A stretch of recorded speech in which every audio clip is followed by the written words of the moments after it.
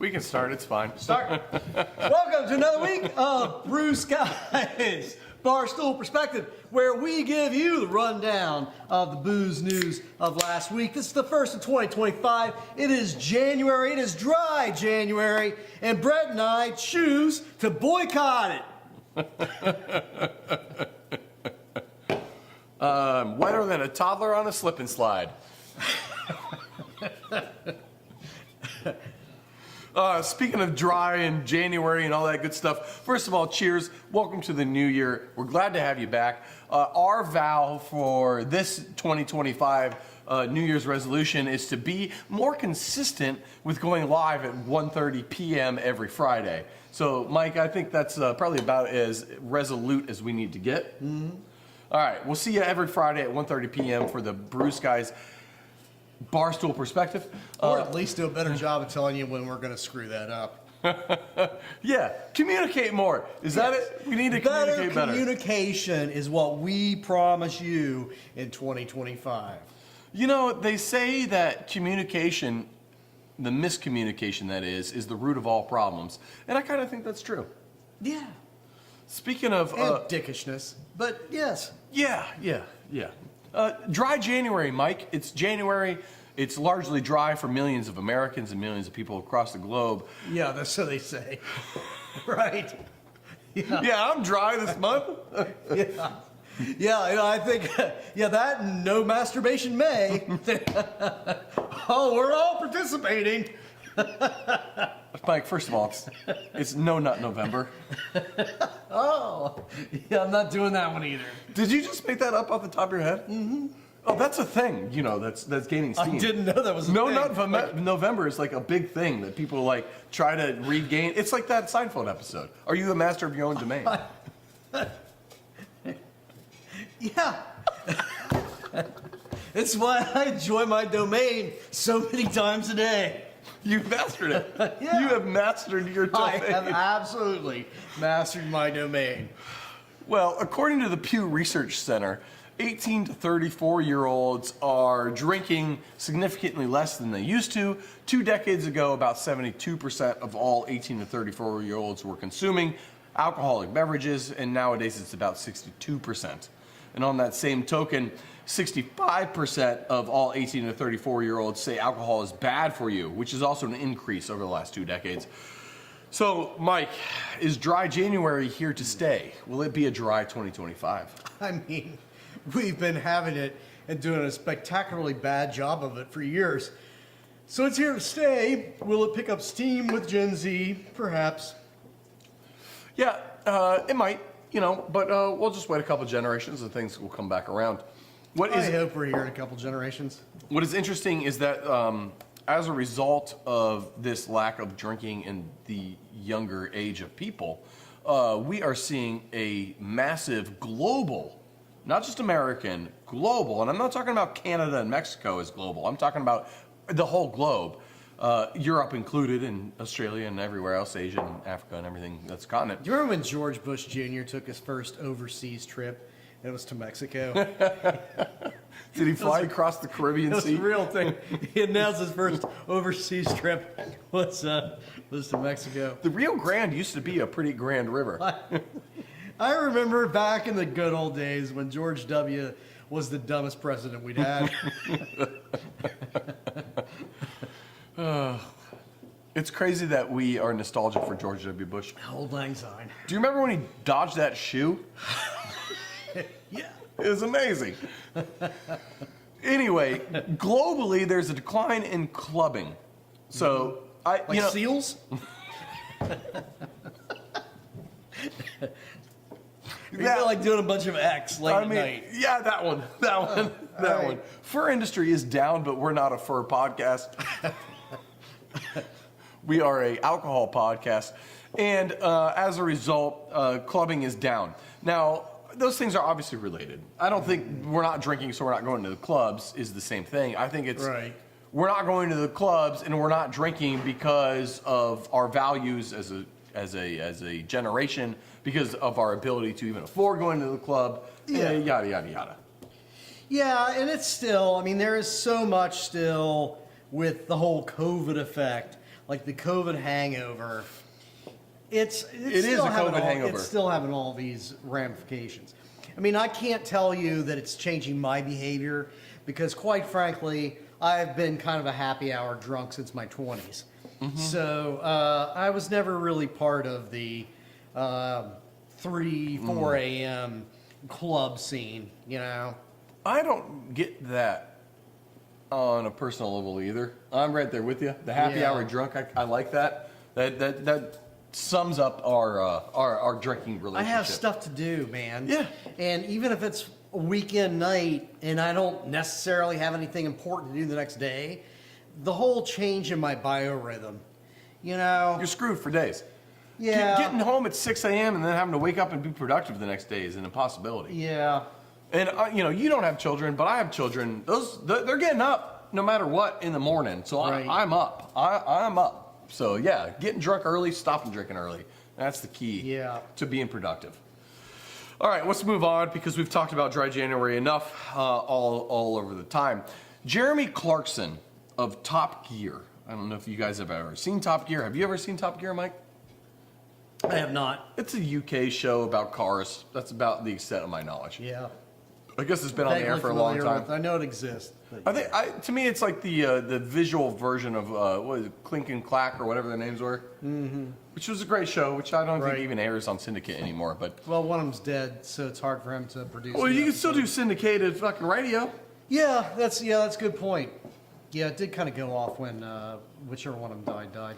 Anyway, as any rich person is wont to do, they want to open up anything related to alcohol with their excess money. And Jeremy Clarkson, one of the hosts of Top Gear, is no different, and he opened up a pub in the UK. And he put out a nice little press release over the last week that said, please stop stealing our glassware. Please stop coming to my pub and stealing our glass because I am rich and famous and you guys know me. So you're definitely coming to my pub to steal my glassware in particular. Mike, I say to you that this isn't a Jeremy Clarkson issue, but this is an industry issue. Brett, you do a podcast that's watched by 3.5 people. Hey, Julia. And people still steal the hell out of your glassware. I don't think it has anything to do with your fame. Get over yourself, you dick. People are stealing your glassware because if you have a bar, people steal your glassware. That's exactly what it is. We used to have printed glassware for all of our glassware because it's bitchin' and it looks good, right? Who doesn't like that? But everyone steals it. Our turnover rate on glass was out of control. Yeah, people collect it, oh, here's all my bars, etc. But it's expensive one of those printed glasses is costing you, like $1 or something. Not a huge deal, but if you're losing 50 of them a night, it adds up. Also, $1 something is a lot of damn money. When you have to buy minimum like 500 pieces plus get it shipped to you, so you're looking like $1,200. And like when you're cash strapped to shit, when you're deducting the profit margin on that pint, it's a lot. You know how much beer we made our first year? 365 barrels. We made a barrel a day, which is like nothing. And we had, not 0 employees. So that is an expensive endeavor. It's hard to keep spending the money on glassware, printed glassware, and you have to keep inventory because you have to buy a large amount in order to get even a decent price. And it's not quick. It's 6-week lead time at a minimum. So this isn't a you problem. Also, my mother-in-law used to steal glasses like crazy. She told me one time, it's like, oh, Brett, that's why I bring a big purse when I go out to bars and breweries, because if it's got a good piece of glass, I'm gonna take it. Like, you bitch. That's like so expensive. Also, you can afford it. You're a boomer that's retired. Just buy a fucking piece of glass. What other retail transaction would that be acceptable with? Yeah, right? I bought this dress and these earrings just look great, so I pocketed them, That's not acceptable. It's theft. It's fucking stealing. Stop stealing. I can't believe I have to tell you people this in 2025. Grown-ass adults, stop stealing. Here's our walking around shopping earrings that you can put on. Yeah. Don't steal them, though. Have fun shopping for dresses. Unless it's a major corporation that does self-checkout and then steal everything you want. Anyway, yes, it is Friday. Everybody out there, I finally pulled up the chat. I'm sorry. It's good to see you, Owen, Adam, Noam, Julia. Cheers to all you guys for showing up. You were right on that 3.5. Right. We love you guys. All right. Cheers to the new year. Let's jump into the next story. Mike, Pabst Blue Ribbon has announced that they are going to be using Anheuser-Busch to contract brew some of their production. Because they're small and hipster.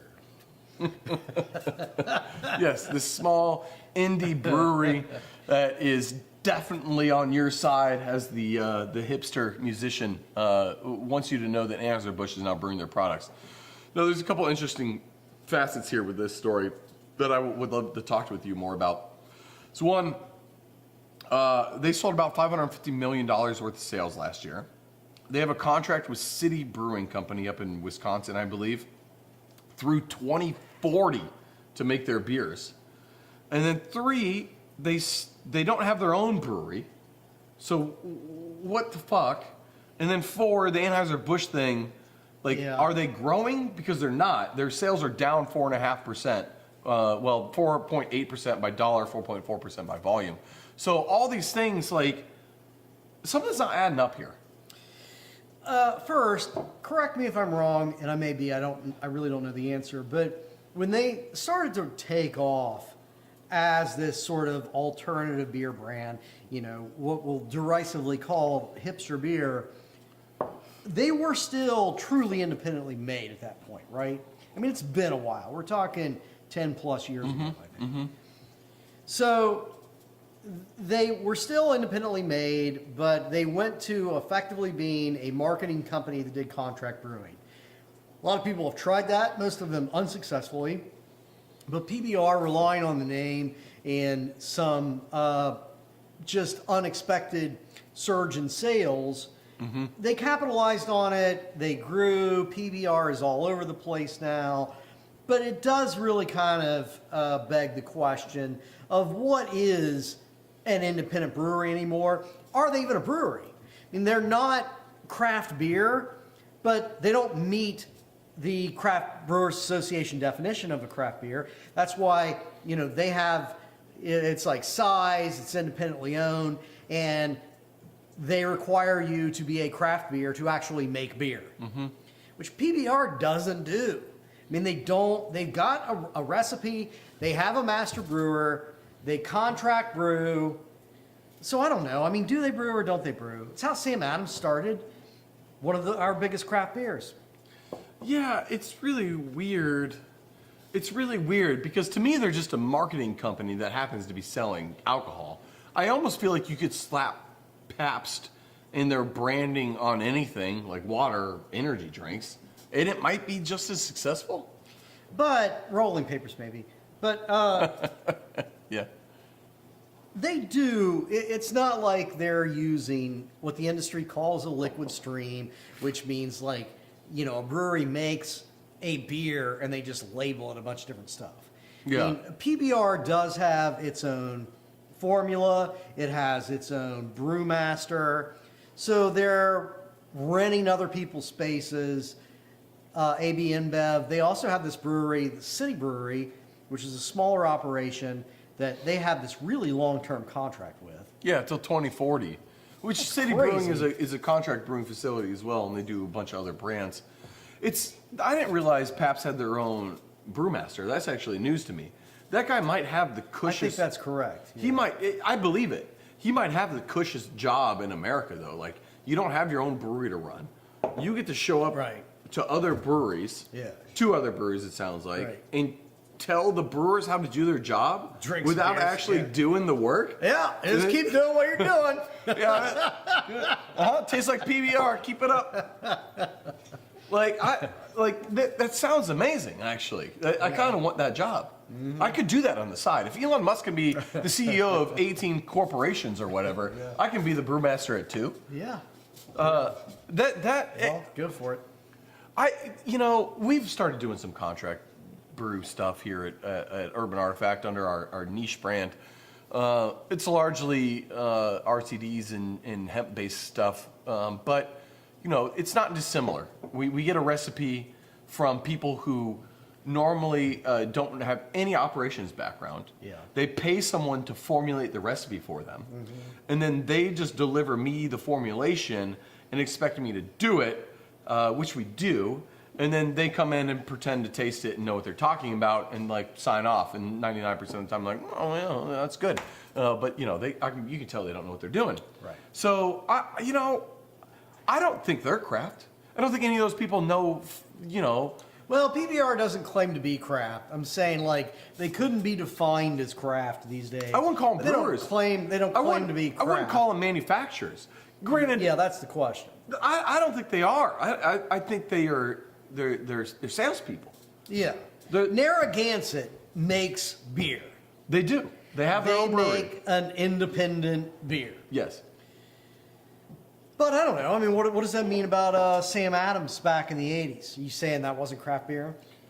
Because he was contract brewing, and they were overseeing operations. My understanding is the Sam story is a little different because he was doing their own thing out of their own brewery. They just outgrew it fast, and he didn't have the money for it. So he scaled with contract. He started with contract. He started outright with contract. Well, I still think it's different because he started with a homebrew recipe and he started with a plan. And Jim also knows his stuff.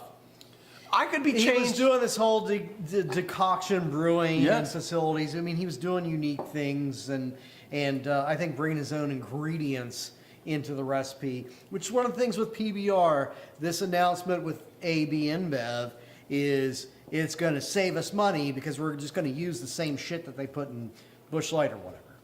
I'm paraphrasing. Don't sue me. But that's kind of part of what they're saying with their AB deal. It reminds me. So of, I don't know. It's a fuzzy. It blurs lines to me. It reminds me of that episode of It's Always Sunny where Charlie and Frank are reliving the '80s business lifestyle, and Charlie is like, "Frank, what do we make?" And he's like, "We generate profit."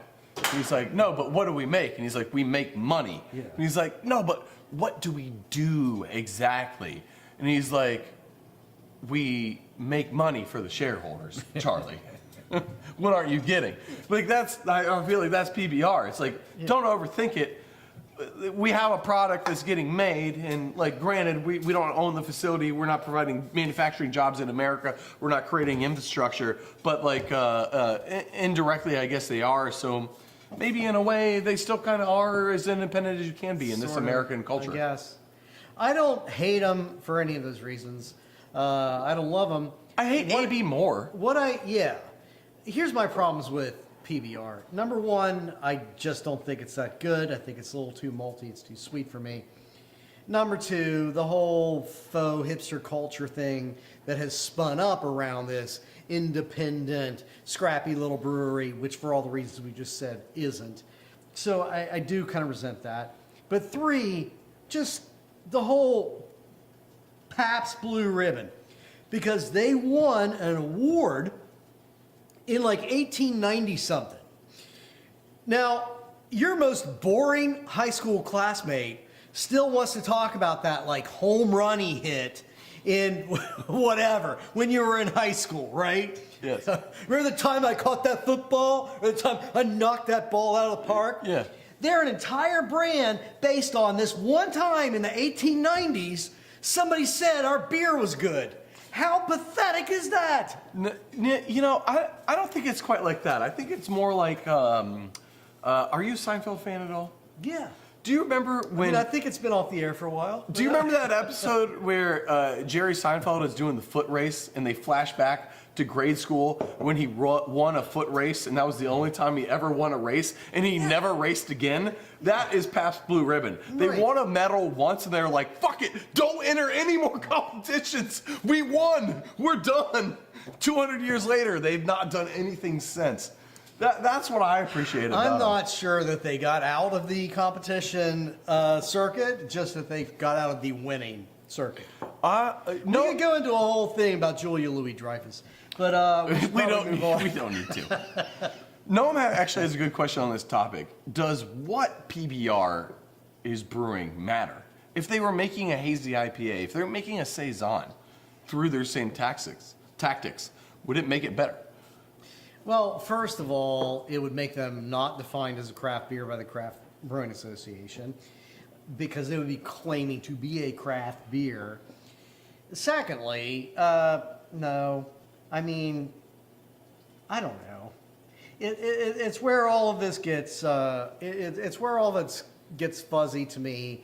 And I think at the end of the day, the people that I respect the most and the people that I want to really value and support as a brand the most are the ones that are doing the work to build up communities, to create jobs, to make stuff.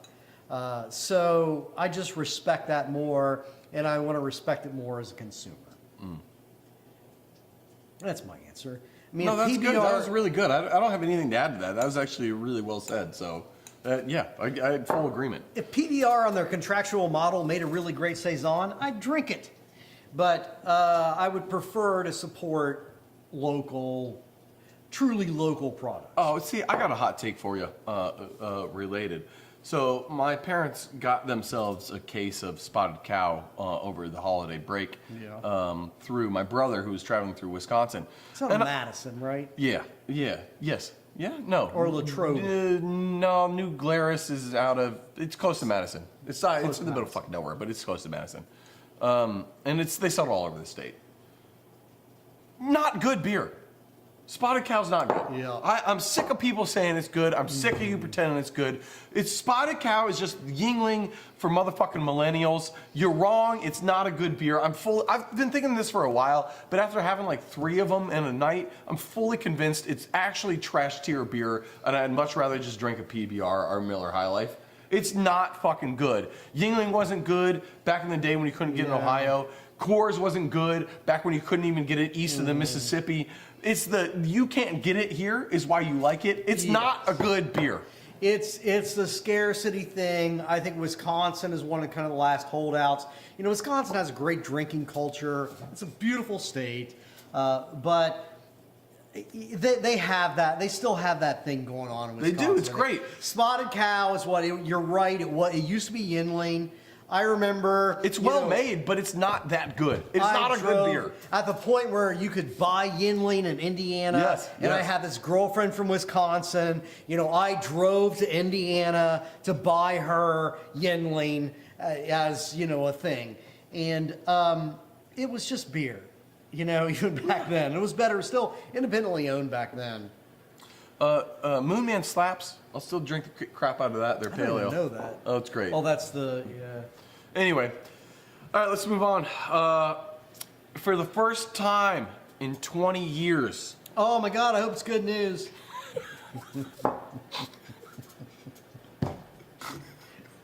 Because things have changed for the better.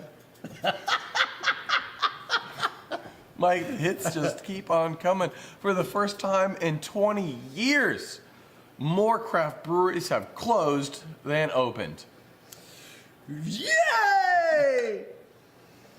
Yeah, that doesn't sound good. I mean, it doesn't surprise me. Hopefully that sarcasm came through the monitors and audio It's weird recorders. back when like a girly little scream could derail your political career, mine might have just. I probably get bigger problems. So more craft breweries have closed and opened for the first time in 20 years. And, I mean, it's not surprising. We've seen this coming for years. I just think it's worth noting that now that the year is officially closed out, that more craft breweries have closed than opened. And that plateau, we're on the opposite side of the plateau finally. And I expect to see a correcting out over the next 5 to 10 years before we even begin to see an uptick of breweries again. Yeah, and that's probably a good thing it's probably a natural thing, let's say that. Not necessarily good, but... It's part of capitalism. We have talked about it before. Like, I remember there were movements, and you see things in pop culture, the way the pop culture drives a lot of actual activity. Cheers was this huge show in the 1980s. And I think one of the byproducts of Cheers was that every rich douchebag with some extra money needed to open a bar with his friends so that they could have Cheers, the place they hung out. And there's Norm and there's us, and we're hanging out with Norm. So you had like a bunch of bars open up and it was even harder to get liquor licenses back then, but you had a bunch of like rich idiots buying bars. They were all poorly run because they were all a hobby and they were all a fantasy, and they went under. And I think that we have gone through this period. We have lost really good breweries run by people that at least knew how to make very good beer, even if they didn't sometimes know how to run good businesses. But even some of those people have been people who knew how to run good businesses and made good beer. And they've been casualties. But I think that most of what we're losing is those rich idiots that thought that they had this fantasy, I've been home brewing, and my friends tell me that my home is good, so I've got some money, I'm going to open a brewery. And I think that those breweries were always destined to fail because, they weren't started with realistic expectations. Yeah, it's not, the Field of Dreams is a myth. If you build it, they won't come. You have to build it and get people to show up. Yeah. I mean, Jack McAuliffe, father of craft beer in America, his philosophy was build it and they will come. And how'd that work out? It did. Worked out in bankruptcy. You have to you have to make a good product, you have to have a good business plan, and you have to market the shit out of it. It's not too different than restaurants in that regards. Like, there's very successful restaurateurs, but they focus their whole life on being a chef and a restaurateur. There's no famous restaurateurs, very few famous restaurateurs that are just like, I retired and I was bored, so my friend always said I'd make a good carbonara, so I fucking opened an Italian joint. Like, that doesn't happen. No, you work your ass off and make your way up to sous chef, and you're living in the heat and the craziness and et cetera, and you sweat your ass off and you work really hard. And maybe you'll get lucky. Yeah, that's not, the whole idea of the American dream, you work your ass off and you will succeed. Well, bullshit. You work your ass off is where you start. Yes. Unless you start with a lot of money. But we can't all be so lucky. Yeah. Boston Beer Company had an interesting announcement over the week. Jim Koch basically said his wife will inherit all his shares of Boston Beer. Yeah? Did he get caught doing something? No, that's the weird thing, actually, is that it kind of came out of nowhere, and the whole headline... To you it did. Well, I've been to strip joints with Jim. I haven't, for the record, don't sue me. The headline was very much framed as like, Jim Koch is passing on his shares to his wife, and Jim Koch is giving up control. And when you actually got past the headline and read the article, it was basically just like, no, Jim Koch in his will is willing his shares to his wife to inherit from him if he dies before her. He's not quitting, he's not retiring, he's not giving anything away. But I think you said an interesting point about this whole thing, because to me, I got done reading that, I was thinking, well, this is just a nothing burger. Nothing, yeah. This is nothing, but you had some good insight, I thought. Yeah, I don't know what the current status is. I know nothing about the internal workings of Sam Adams. But I know that Jim Koch has said that one of his prerequisites for going public was that he cut some really unique deal where he gets to maintain a lot of direct control, sort of veto power over decisions that Sam Adams makes. Now, I don't know what that means from a practical standpoint, but I suspect it means it's why they still make Boston Lager and things like that. Well, why they're still interested in good beer. So I think that what that could mean, and again, this is pure speculation, but you have different classifications of stock, and I suspect that there is like a Jim Koch stock within Sam Adams that nobody but Jim Cook has, and that stock comes with a remarkably additional amount of voting power. So that's probably what he's making sure passes on from him to his wife if he goes before.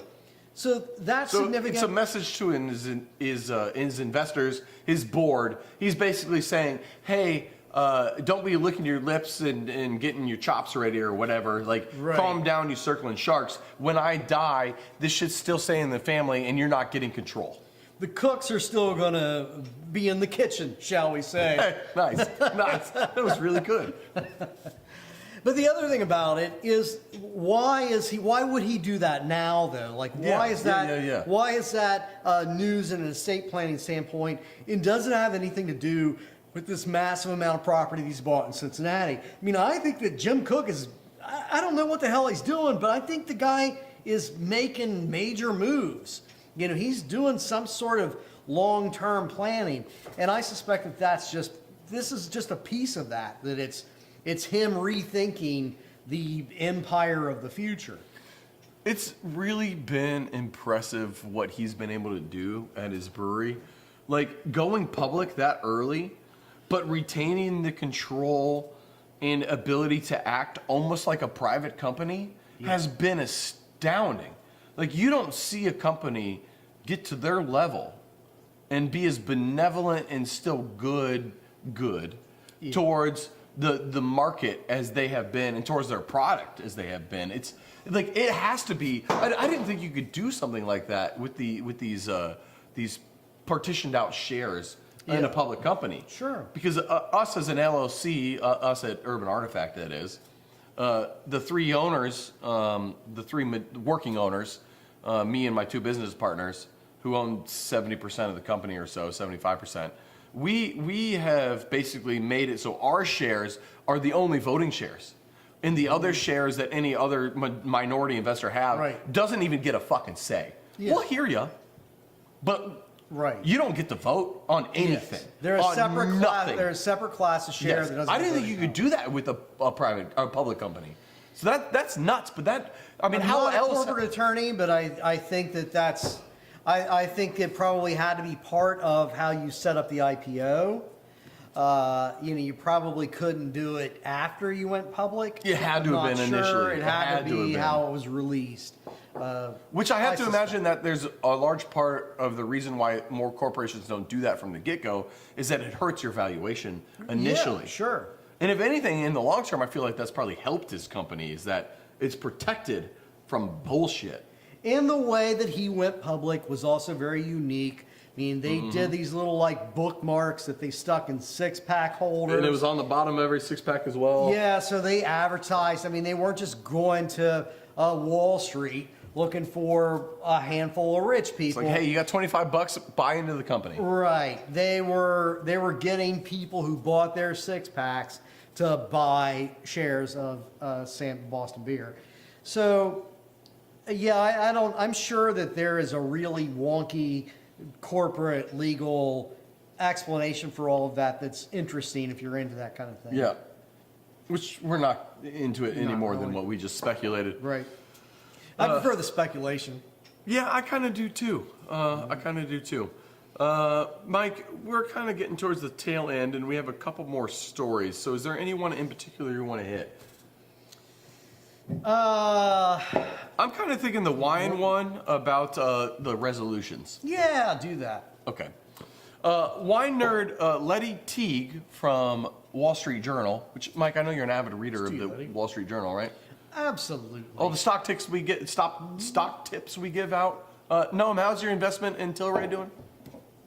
Good, I hope. I think it is, actually. It is on the company. I actually saw a really good article about it over the week, Christmas holiday, that I sent you guys. So hopefully it's not blown up too much at this point in time.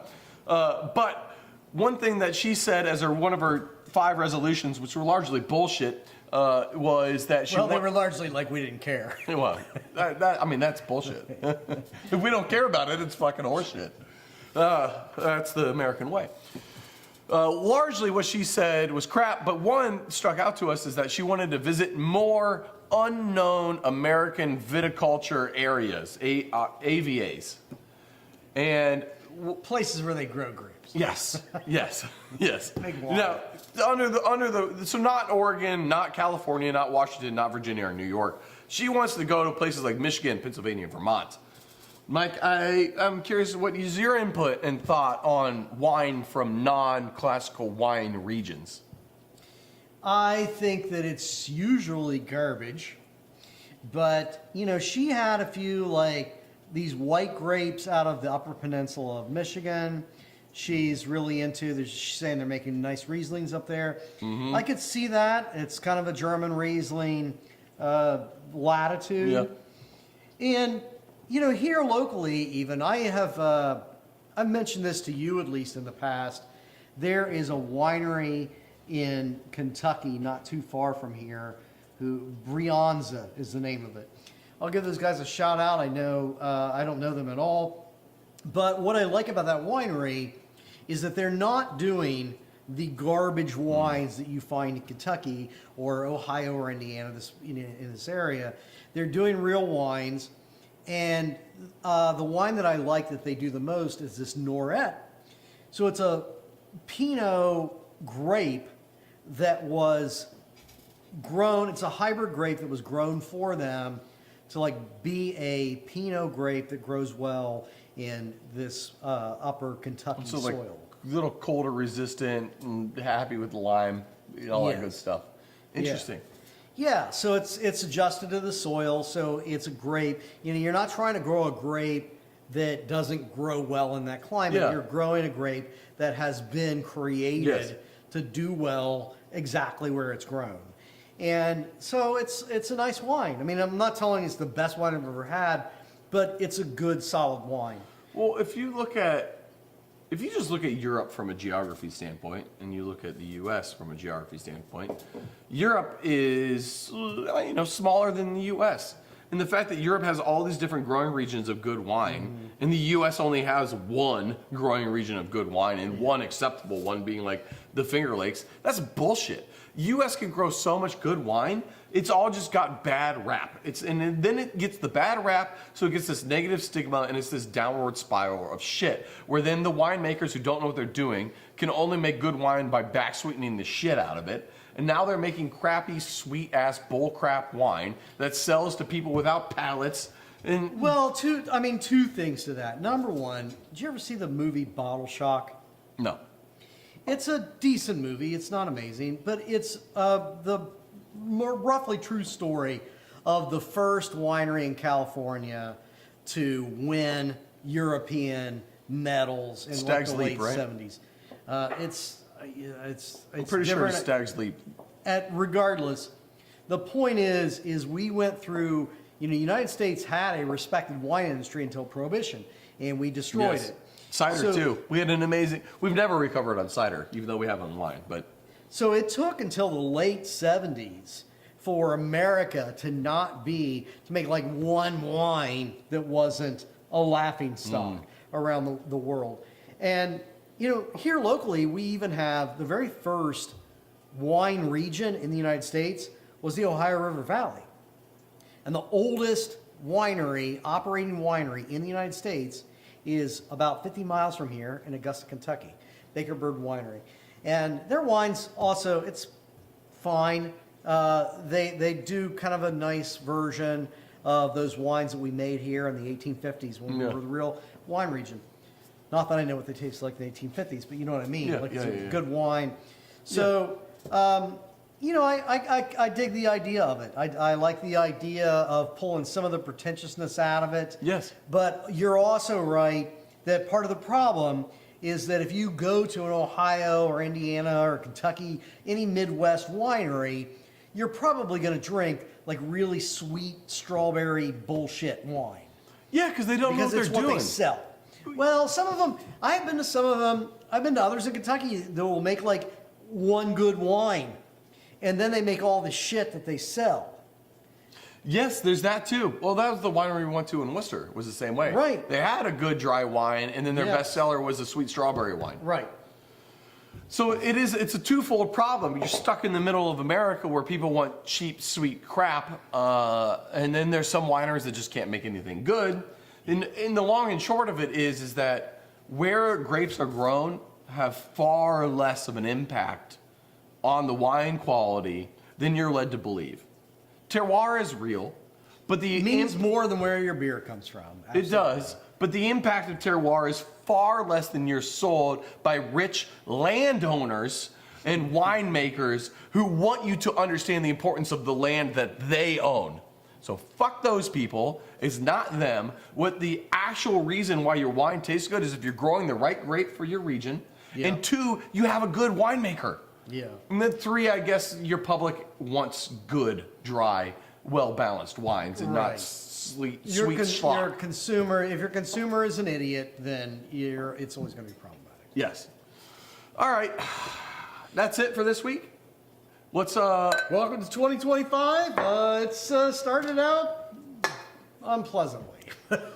all right. Should we do a beer tasting really quick? Yeah. All right, let's do a beer tasting. All right, well, that's the episode for this week for Barstool Perspective. Thank you all for tuning in for the inaugural 2025 episode. We will try to be more consistent. For those of you that want to stick around, we're going to do a quick beer tasting. What did we call our beer tasting? In the can beer review. You came up with the name of it. From the can. Whatever. In the can, from the can. There's only one thing in the can. I'm going to stop right there. Yeah, I probably do. All What right. are we drinking, Brett? Oh my God, this beer looks punk as fuck. Brewdog Hazy Jane. If you're not familiar with Brewdog, they are a Scottish-based brewery, probably the largest craft brewery in Europe, and they are punk. That is their whole thing. Or are they? They are corporate and douchey. They have gotten so large that their punk ramifications and corporate branding have no longer mattered, so we'll see how important this beer actually is or isn't. Mike, cheers. Smells nice. This Brewdog Hazy Jane, which is their attempt at a hazy IPA, tastes about as corporate as you can get for a hazy beer. Yeah, it's just like grapefruit nonsense. It actually smelled great when you cracked it open, but it's your standard juicy New England nonsense. Screw it. It's a well-made beer. It's not bad. If I pulled this out of a cooler, I wouldn't be sad. I wouldn't go to the store to buy it. I wouldn't say anything about this as punk, and I wouldn't say I particularly care for Brewdog or any of their cultural practices. But fuck I'm gonna it. drink it, but not hit anybody.